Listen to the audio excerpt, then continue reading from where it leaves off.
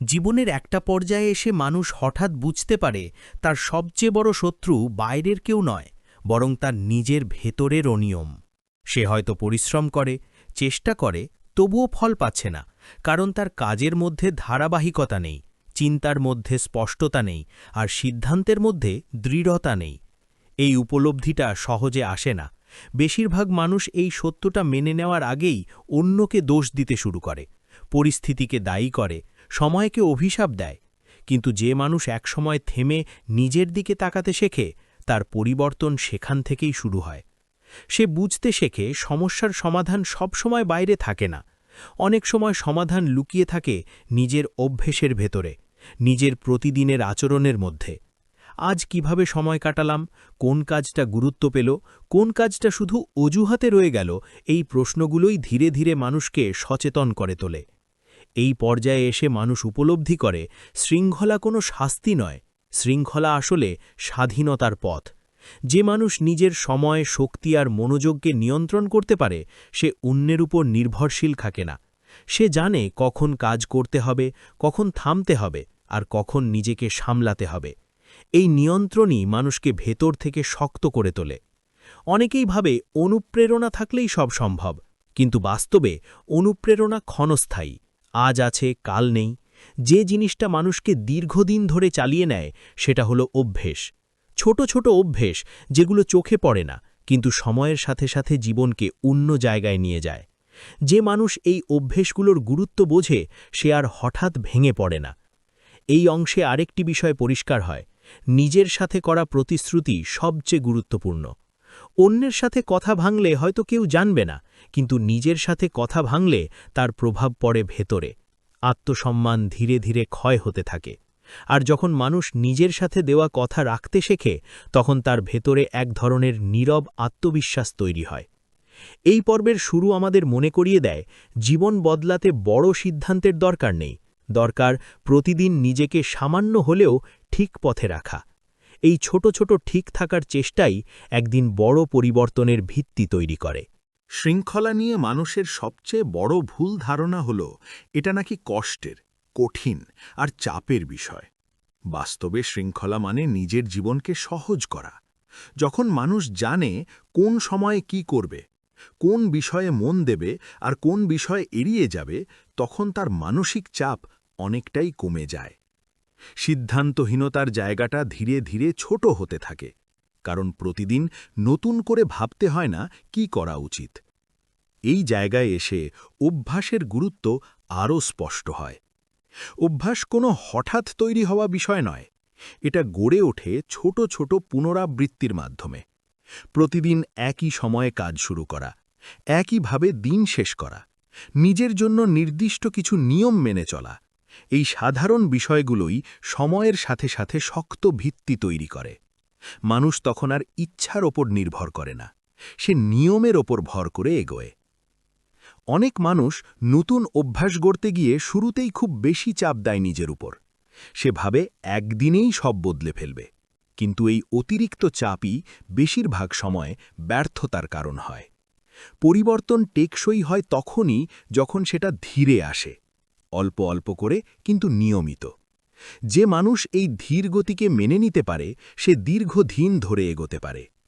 এই পর্যায়ে আরেকটি বিষয় খুব গুরুত্বপূর্ণ, পরিবেশ। মানুষ যতই শক্ত হোক, পরিবেশ তার ওপর প্রভাব ফেলে। যে পরিবেশ বারবার মনোযোগ ভাঙে, সেই পরিবেশে শৃঙ্খলা ধরে রাখা কঠিন।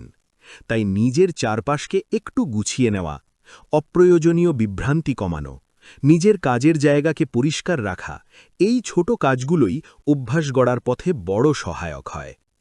মানুষ যখন নিয়মিত কিছু করতে শুরু করে, তখন একসময় বিরক্তি আসবেই। এই বিরক্তির মুহূর্তটাই আসল পরীক্ষা। তখন মনে হয় আজ না করলেও চলবে, কিন্তু এই একদিন না করাই পরের অনেক দিনের জন্য দরজা খুলে দেয়। যে মানুষ এই মুহূর্তে নিজেকে থামাতে পারে, সে ধীরে ধীরে নিজের ওপর নিয়ন্ত্রণ অর্জন করে। এই অংশ আমাদের শেখায়, শৃঙ্খলা মানে কঠোর হওয়া নয়, বরং সচেতন হওয়া।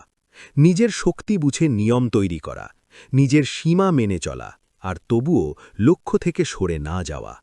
যে মানুষ এই ভারসাম্য ধরতে পারে, তার জন্য উন্নতি কেবল সময়ের ব্যাপার হয়ে দাঁড়ায়। জীবনের পথে চলতে গিয়ে মানুষ অনেক সময় ভাবে একদিন ঠিক সুযোগ আসবে, তখন সে পুরোপুরি বদলে যাবে।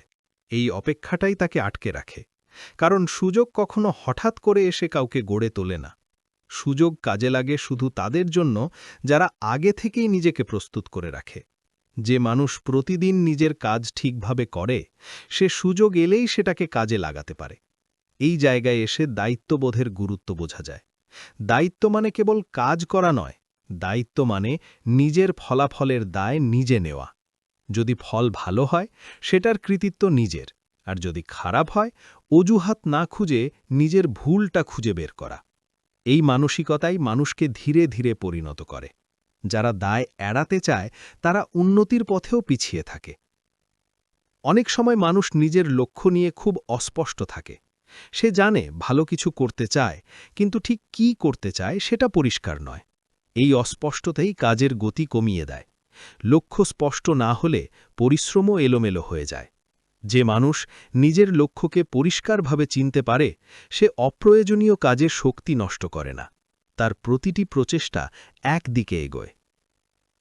এই অংশে আরেকটি বিষয় খুব গুরুত্বপূর্ণ: না বলা শেখা। জীবনে সবকিছুতে হ্যাঁ বলা মানে নিজের সময় আর শক্তিকে ছড়িয়ে দেওয়া। যে মানুষ নিজের অগ্রাধিকার বোঝে, সে অপ্রয়োজনীয় অনুরোধে না বলতে পারে।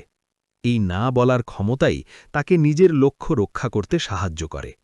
না বলা মানে অসভ্য হওয়া নয়, বরং সচেতন থাকা। অনেকেই মনে করে আত্মনিয়ন্ত্রণ মানে নিজেকে কষ্ট দেওয়া, কিন্তু বাস্তবে আত্মনিয়ন্ত্রণ মানে নিজের জন্য সহজ পথ তৈরি করা। আজ একটু কষ্ট নেওয়া, যাতে আগামীকাল অকারণ কষ্ট না নিতে হয়।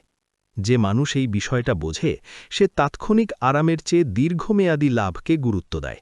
মানুষ যখন নিজের জীবনে নিয়ম আর দায়িত্বের গুরুত্ব বুঝতে শুরু করে, তখন সে আর সব কিছু একসাথে পেতে চায় না। সে জানে দ্রুত পাওয়া জিনিস অনেক সময় দ্রুত হারিয়েও যায়। এই বোঝাপড়াটা মানুষকে ধীর করে, কিন্তু দুর্বল করে না, বরং এই ধীর গতি তাকে স্থির করে তোলে। সে আর হঠাৎ আবেগে সিদ্ধান্ত নেয় না, বরং ভেবে বুঝে এক পা করে এগোয়। এই পর্যায়ে এসে সবচেয়ে বড় যে পরিবর্তনটা ঘটে, তা হল মনোযোগের গভীরতা।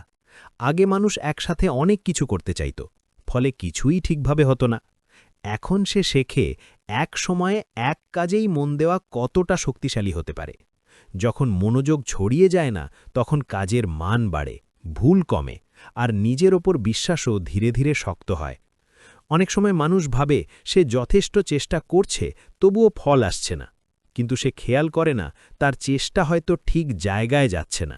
সঠিক দিকে না গেলে যত জোরেই দৌড়ানো হোক, গন্তব্য কাছাকাছি আসে না। এই জায়গায় আত্মপর্যবেক্ষণ খুব জরুরি। মাঝে মাঝে থেমে দেখা দরকার, আমি কি সত্যিই সঠিক কাজটাই করছি, নাকি শুধু ব্যস্ত থাকছি। এই অংশে আরেকটি বিষয় পরিষ্কার হয়: কাজ আর ব্যস্ততার মধ্যে পার্থক্য আছে। ব্যস্ত মানুষ সারাদিন দৌড়ায়, কিন্তু দিন শেষে ক্লান্ত ছাড়া কিছু পায় না। আর যে মানুষ উদ্দেশ্যপূর্ণ কাজ করে, সে অল্প সময়েও অর্থপূর্ণ অগ্রগতি অনুভব করে। এই পার্থক্যটা বোঝা মানেই নিজের জীবনকে নতুনভাবে দেখা। এই পর্যায়ে এসে মানুষ নিজের শক্তি অপচয় করা বন্ধ করে। সে অপ্রয়োজনীয় তর্ক, অকারণ চিন্তা আর অযথা তুলনা থেকে দূরে থাকে, কারণ সে বুঝে গেছে এসব জিনিস তার লক্ষ্যকে 1 ইঞ্চিও এগিয়ে নেয় না, বরং এগুলো মনোযোগ নষ্ট করে, শক্তি কমিয়ে দেয়। জীবনের পথে এগোতে গেলে একসময় মানুষ বুঝতে শেখে সব চাপ বাইরের নয়, অনেক চাপই আসে নিজের ভেতর থেকে। নিজেকে প্রমাণ করার তাড়া, ভুল না করার ভয় আর প্রত্যাশা পূরণের চাপ ধীরে ধীরে মানুষকে ক্লান্ত করে তোলে। এই ক্লান্তি শারীরিক নয়, মানসিক। আর এই মানসিক ক্লান্তিই সবচেয়ে বিপজ্জনক, কারণ এটা ধীরে ধীরে সিদ্ধান্ত নেওয়ার ক্ষমতা দুর্বল করে দেয়। এই পর্যায়ে এসে মানুষ যদি নিজেকে একটু থামাতে না পারে, তাহলে সে ভুল পথে দ্রুত এগোতে থাকে। থামা মানে পিছিয়ে যাওয়া নয়, থামা মানে নিজের অবস্থান বোঝা, নিজের শক্তি আর সীমা যাচাই করা। যে মানুষ সময় মতো থামতে জানে, সে অপ্রয়োজনীয় ক্ষতিক্ষয় থেকে নিজেকে বাঁচাতে পারে। এই সচেতন থামাটাই পরবর্তী এগোনোর পথকে পরিষ্কার করে। অনেক সময় মানুষ নিজের ওপর অতিরিক্ত কঠোর হয়ে পড়ে। সে ভাবে আরও বেশি করা উচিত ছিল, আরও ভালো হওয়া উচিত ছিল। এই ভাবনা যদি সীমা ছাড়ায়, তাহলে তা অনুপ্রেরণা না হয়ে বোঝা হয়ে দাঁড়ায়। নিজেকে উন্নত করার চেষ্টা আর নিজেকে দোষারোপ করার মধ্যে সূক্ষ্ম পার্থক্য আছে। যে মানুষ এই পার্থক্য বোঝে সে নিজের উন্নতির পথে স্থির থাকতে পারে। এই অংশে আরেকটি বিষয় স্পষ্ট হয়, বিশ্রামের গুরুত্ব। অনেকেই বিশ্রামকে আলসেমি মনে করে, কিন্তু বাস্তবে বিশ্রাম মানে শক্তি পুনরুদ্ধার করা। যে মানুষ নিজের শরীর আর মনকে সময়মতো বিশ্রাম দিতে জানে সে দীর্ঘ সময় ধরে কাজ করতে পারে।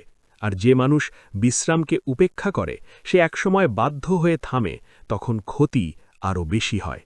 এই পর্যায়ে এসে মানুষ শেখে নিজের সাথে নরম হতে। কঠোর নিয়ম থাকবে, শৃঙ্খলা থাকবে, কিন্তু নিজের মানবিক দিকটাকেও জায়গা দিতে হবে। ভুল হলে নিজেকে ভেঙে ফেলা নয়, ভুল থেকে শেখাই আসল কাজ। এই দৃষ্টিভঙ্গি মানুষকে দীর্ঘমেয়াদে টিকিয়ে রাখে। জীবনের পথে একসময় মানুষ বুঝতে শেখে সব সমস্যার সমাধান দ্রুত হয় না। কিছু বিষয়কে সময় দিতে হয়, কিছু বিষয়কে ধীরে খুলতে হয়। কিন্তু এই ধীর গতির সময়টাই মানুষ সবচেয়ে বেশি ভয় পায়, কারণ তখন অগ্রগতি চোখে দেখা যায় না, মনে হয় থেমে আছি। বাস্তবে এই সময়টাই ভিতরে ভিতরে সবচেয়ে গুরুত্বপূর্ণ কাজটা করে, মানুষকে পরিণত করে। এই পর্যায়ে এসে ধৈর্যের মানে বদলে যায়। ধৈর্য তখন আর কেবল অপেক্ষা নয়, ধৈর্য মানে নিজের কাজ ঠিকভাবে করে যাওয়া, ফল নিয়ে অস্থির না হওয়া। যে মানুষ প্রতিদিনের দায়িত্ব ঠিকভাবে পালন করতে পারে সে সময়ের ওপর চাপ দেয় না। সে জানে সময় তার কাজ নিজেই করবে। এই বিশ্বাসটাই মানুষকে মানসিকভাবে হালকা রাখে। অনেক সময় মানুষ নিজের উন্নতি অন্যের চোখে দেখতে চায়। প্রশংসা না পেলে মনে হয় তার চেষ্টা বৃথা যাচ্ছে। কিন্তু বাস্তবে সবচেয়ে গভীর পরিবর্তনগুলো নীরবে হয়। বাইরে কেউ টের না পেলেও ভেতরে মানুষ অনেকটা এগিয়ে যায়। যে মানুষ এই নীরব উন্নতির মূল্য বোঝে সে বাহ্যিক স্বীকৃতির উপর নির্ভরশীল থাকে না। এই অংশে আরেকটি বিষয় স্পষ্ট হয়, নিজের গতিকে সম্মান করা। সবাই এক গতিতে এগোয় না, কারো পথ দ্রুত, কারো পথ ধীর। নিজের গতিকে ছোট মনে করলে মনোবল ভেঙে যায়। কিন্তু যে মানুষ নিজের পরিস্থিতি, শক্তি আর সীমা বুঝে এগোয় সে দীর্ঘমেয়াদে অনেক দূর যেতে পারে। এই সচেতন গতি তাকে টিকিয়ে রাখে। এই পর্যায়ে এসে মানুষ অপ্রয়োজনীয় তাড়াহুড়ো কমিয়ে দেয়। সে বুঝে যায় সব কিছু এখনই না পেলেও ক্ষতি নেই, বরং অসম্পূর্ণ প্রস্তুতিতে এগিয়ে গিয়ে বড় ভুল করার চেয়ে একটু দেরিতে কিন্তু স্থিরভাবে এগোনো অনেক বেশি নিরাপদ। এই বোঝাপড়াই সিদ্ধান্তকে পরিণত করে। জীবনের এই পর্যায়ে এসে মানুষ ধীরে ধীরে বুঝতে শেখে সব সমস্যার সমাধান বাইরের পরিবর্তনে নেই। অনেক সময় পরিস্থিতি বদলায় না, বদলায় মানুষ নিজে। আগে যে বিষয়গুলো অসহ্য লাগত এখন সেগুলো সে সামলে নিতে পারে। এই সামলানোর ক্ষমতাই আসলে ভেতরের অগ্রগতির প্রমাণ। কারণ শক্ত মানুষ মানে সমস্যাহীন মানুষ নয়, শক্ত মানুষ মানে সমস্যার মাঝেও স্থির থাকতে পারা মানুষ। এই অংশে এসে চিন্তার স্বচ্ছতা খুব গুরুত্বপূর্ণ হয়ে ওঠে। অপ্রয়োজনীয় চিন্তা মানুষের শক্তি শুষে নেয়। কি হবে, কি হতে পারত, অন্যরা কি ভাবছে, এই প্রশ্নগুলো যদি নিয়ন্ত্রণের বাইরে চলে যায় তাহলে মনোযোগ ভেঙে যায়। যে মানুষ প্রয়োজনের বাইরে চিন্তা করা কমিয়ে দিতে পারে সে নিজের শক্তিকে সঠিক কাজে ব্যবহার করতে পারে। এই বাছাই করার ক্ষমতাই মানুষকে ভেতর থেকে হালকা করে। অনেক সময় মানুষ ভাবে সব কিছু ঠিকঠাক হলে সে শান্ত হবে, কিন্তু বাস্তবে শান্তি আসে ভেতরের প্রস্তুতি থেকে, বাইরের পরিস্থিতি থেকে নয়। যে মানুষ অনিশ্চয়তার মধ্যেও নিজের দায়িত্ব ঠিকভাবে পালন করতে পারে সে পরিস্থিতির দাস হয়ে থাকে না। সে জানে সব কিছু তার নিয়ন্ত্রণে নেই, কিন্তু তার প্রতিক্রিয়া তার নিয়ন্ত্রণে আছে। এই পর্যায়ে এসে মানুষ নিজের সীমাবদ্ধতাকে নতুনভাবে দেখতে শেখে। আগে যেগুলো দুর্বলতা মনে হতো এখন সেগুলোকে সে বাস্তবতা হিসেবে গ্রহণ করে। এই গ্রহণ মানে হাল ছেড়ে দেওয়া নয়, বরং নিজের শক্তিকে কোথায় ব্যবহার করা উচিত তা বুঝে নেওয়া। যে মানুষ নিজের সীমা বোঝে সে অযথা নিজেকে ভাঙে না। এই অংশে আরেকটি বিষয় স্পষ্ট হয়, নিজের ওপর আস্থা তৈরি হতে সময় লাগে। এটা একদিনে আসে না। প্রতিদিন ছোট ছোট দায়িত্ব পালন, প্রতিদিন নিজের সাথে করা কথা রাখা, এই ধারাবাহিকতার মধ্য দিয়েই আস্থা তৈরি হয়। যে মানুষ এই প্রক্রিয়ায় বিশ্বাস রাখে সে হঠাৎ ভেঙে পড়ে না, এই পর্যায়ে এসে মানুষ আর নিজের জীবনকে হালকাভাবে নেয় না। সে বুঝে যায় প্রতিটি দিন আসলে একটি দায়িত্ব, যেটা ঠিকভাবে ব্যবহার না করলে আর ফিরে পাওয়া যায় না। আগে সময়কে সে সহজভাবে নষ্ট করত, এখন সময়ের মূল্য বুঝতে শেখে। কোন কাজটা সত্যিই দরকার আর কোন কাজটা কেবল অভ্যেস বা অভ্যস্ততার কারণে হচ্ছে, এই পার্থক্য সে স্পষ্টভাবে দেখতে পায়। এই অংশে এসে সিদ্ধান্ত নেওয়ার ধরন বদলে যায়। মানুষ আর শুধু সুবিধার দিকে তাকায় না, সে প্রভাবের দিকটাও ভাবে। আজকের সিদ্ধান্ত আগামী কয়েক মাস বা কয়েক বছরের জীবনে কী প্রভাব ফেলবে, এই প্রশ্নটা তার চিন্তায় জায়গা পায়।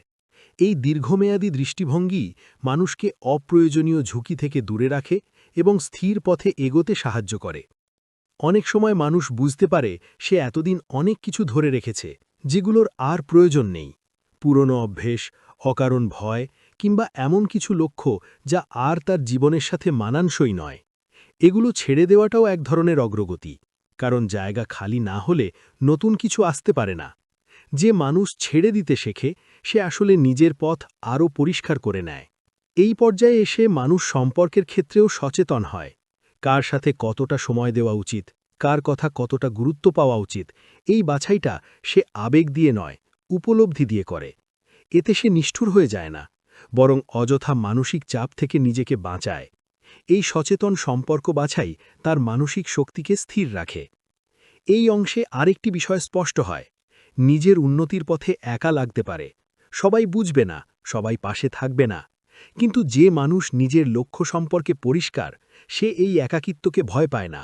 সে জানে এই সময়টাই তাকে আরও দৃঢ় করে তুলছে। এই পর্যায়ে এসে মানুষ নিজের ভুলগুলোর দিকে পালিয়ে না গিয়ে সোজাসুজি তাকাতে শেখে। আগে যেখানে ভুল মানেই লজ্জা বা ব্যর্থতা মনে হতো, এখন সে বুঝতে পারে ভুল আসলে শেখার সবচেয়ে শক্তিশালী মাধ্যম। প্রতিটি ভুল তার কাছে একটি সংকেত হয়ে দাঁড়ায়। কোথায় সে তাড়াহুড়ো করেছে, কোথায় চিন্তা অসম্পূর্ণ ছিল, কিংবা কোথায় আবেগ যুক্তির ওপর প্রভাব ফেলেছে।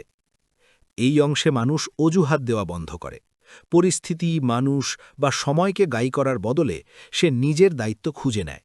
কারণ সে বুঝে গেছে নিজের নিয়ন্ত্রণের বাইরে থাকা বিষয় নিয়ে চিন্তা করে শক্তি নষ্ট করার কোনো মানে নেই।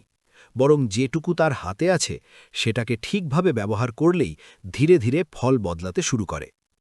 এই পর্যায়ে আত্মনিয়ন্ত্রণ একটি বড় শক্তি হয়ে ওঠে। হঠাৎ রাগ, হতাশা বা ভয় তাকে আর সিদ্ধান্তহীন করে তোলে না।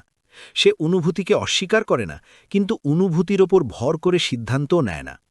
আগে প্রতিক্রিয়া দিত, এখন সে প্রতিক্রিয়ার আগে থামে, ভাবে, তারপর পদক্ষেপ নেয়। এই থামতে পারাটাই তাকে অনেক বড় ভুল থেকে বাঁচিয়ে দেয়। এই অংশে মানুষ ধৈর্যের আসল মানে বোঝে। ধৈর্য মানে বসে থাকা নয়, ধৈর্য মানে কাজ চালিয়ে যাওয়া, ফল না এলেও দিক পরিবর্তন না করা। সে জানে অনেক ফল চোখে দেখা যায় দেরিতে, কিন্তু ভিত্তি তৈরি হয় প্রতিদিনের ছোট ছোট প্রচেষ্টায়। তাই সে হাল ছেড়ে দেয় না, আবার অযথা তাড়াহুড়োও করে না। এই পর্যায়ে আত্মবিশ্বাস আসে শব্দ দিয়ে নয়, অভিজ্ঞতা দিয়ে। সে আর নিজের সক্ষমতা প্রমাণ করার চেষ্টা করে না, কারণ সে জানে কোন পরিস্থিতিতে সে কি করতে পারে। এই আত্মবিশ্বাস তাকে শান্ত রাখে, অহংকারী করে না। সে অন্যের সাফল্যে হিংসা না করে শেখার সুযোগ খুঁজে নেয়। এই শেষ অংশে এসে মানুষ একটি গুরুত্বপূর্ণ সত্য স্পষ্টভাবে বুঝে ফেলে।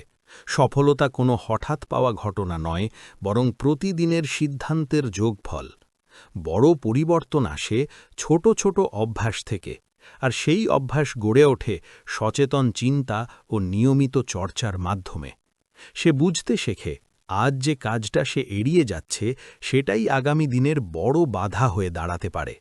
এই পর্যায়ে মানুষ নিজের সময়কে সবচেয়ে মূল্যবান সম্পদ হিসেবে দেখতে শুরু করে। অপ্রয়োজনীয় চিন্তা, অকারণ আলোচনা কিংবা লক্ষ্যহীন কাজ থেকে সে ধীরে ধীরে সরে আসে। কারণ সে জানে সময় একবার চলে গেলে আর ফিরে আসে না।